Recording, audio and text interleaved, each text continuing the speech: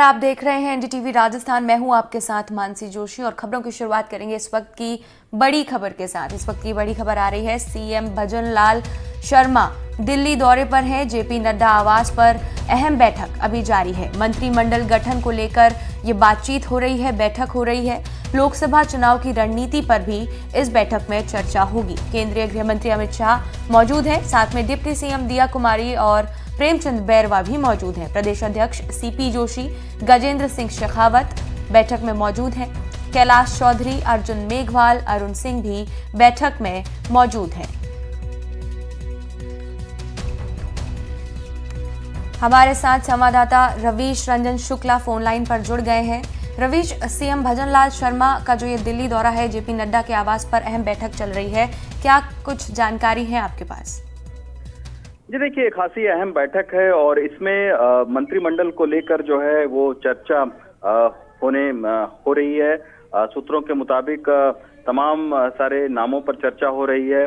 कैसे पुराने चेहरों को और युवा चेहरों का एक बैलेंस किया जाए, उसको लेकर चर्चा हो रही है। मंत्रिमंडल में कितने लोग लिए जाएं, बहुत ज्यादा बड़ा मंत्रिमंडल ना हो, कितनी संख्या हो, इस पर भी चर्चा चल रही है। तो तमाम सारी चर्चाएं जो हैं वो शीर्ष नेताओं के साथ में चल रही हैं। लेकिन एक बात तय है कि जिस तरीके से तीनों ही जो मुख्यमंत्री हैं वो बिल्कुल नए चेहरे को शीर्ष कमान ने बीजेपी के उतारा है, उसी तरीके से लग ये रहा है कि मंत्रिमंडल में भी कुछ बिल्कुल नए चेहरों को जो है वो मौका दिया जा सकता है। साथ में ये भी हो सकता है कि कुछ अनुभवी लोगों को भी इसमें शामिल किया जाए, ताकि एक बैलेंस किया जाए कि अनुभवी और युवा चेहरों को लेकर। तो वो उसी को लेकर जो है वो ये चर्चा चल रही है और अब देखते हैं कि मीटिंग के बाद में क्या कुछ निकल कर आता है। लेकिन आज तमाम सारे बड़े नेताओं से भी जो है वो अहम मुलाकात का दौर चल रहा है राजस्थान को लेकर। लेकिन कितनी संख्या हो मंत्रिमंडल की, ये कहा जा रहा है कि 25 से 30 लोगों को मंत्रिमंडल में शामिल किया जा सकता है। तो निश्चित तौर पर इन सारी बातों पर कहीं ना कहीं चर्चा चल रही है। एक और चीज रवीश, लोकसभा चुनाव की रणनीति पर भी बताया जा रहा है कि इस बैठक में चर्चा हो रही है।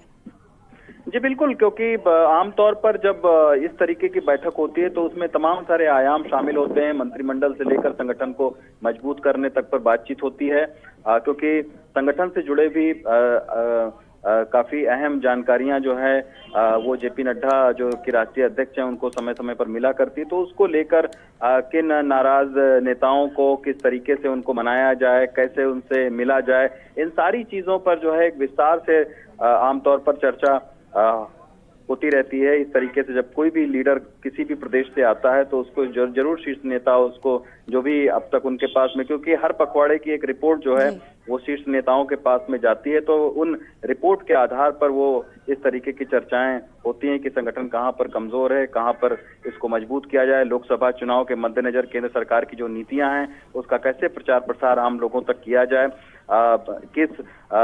कौन सा विधानसभा की भी चूंकि रिपोर्ट आई हुई है, कहां पर किस तरीके का प्रदर्शन रहा, कौन से मजबूत विधानसभा रहा जहां उस तरीके से उनको वोट नहीं मिला, कौन से कमजोर थे जहां पर कार्यकर्ताओं की मेहनत से बीजेपी को सियासी फायदा हुआ है। तो ये बहुत एक विस्तार से जो है वो हर चीज पर चर्चा चलती है। जब इस तरीके से प्रदेश के काफी बड़े बड़े जो नेता हैं, अर्जुन राम मेघवाल से लेकर और तमाम सारे गजेंद्र सिंह शेखावत और खुद मुख्यमंत्री मौजूद हैं, तो भी ये सारी चर्चाएं जो है वो आमतौर पर चल रही हैं। लेकिन सबकी निगाहें और सबकी दिलचस्पी जो है वो मंत्रिमंडल के विस्तार को लेकर है कि आखिर ये कब होता है, क्योंकि 15 दिसंबर को शपथ ग्रहण समारोह हो चुका है। तो ऐसे में मंत्रिमंडल को लेकर कौन कौन से नाम शामिल रहेंगे, इसको लेकर भी तमाम सारी जो है वो चर्चाएं चल रही हैं। क्या पुराने कुछ मंत्रियों को रिपीट किया जाएगा इस सरकार में, इस पर भी चर्चा चल रही है। तो एक बहुत विस्तृत चर्चा चल रही है। यही वजह है कि तकरीबन 1.5 से 2 घंटे हो गए हैं लगातार जो है वो बैठकों का सिलसिला चल रहा है और काफी अलग अलग नेताओं से जो है वो इनकी मुलाकातें हो रही हैं। जी बिल्कुल, बहुत बहुत धन्यवाद रवीश इस तमाम जानकारी के लिए। तो सीएम भजन लाल शर्मा का ये दिल्ली दौरा है और जेपी नड्डा के आवास पर ये अहम बैठक चल रही है।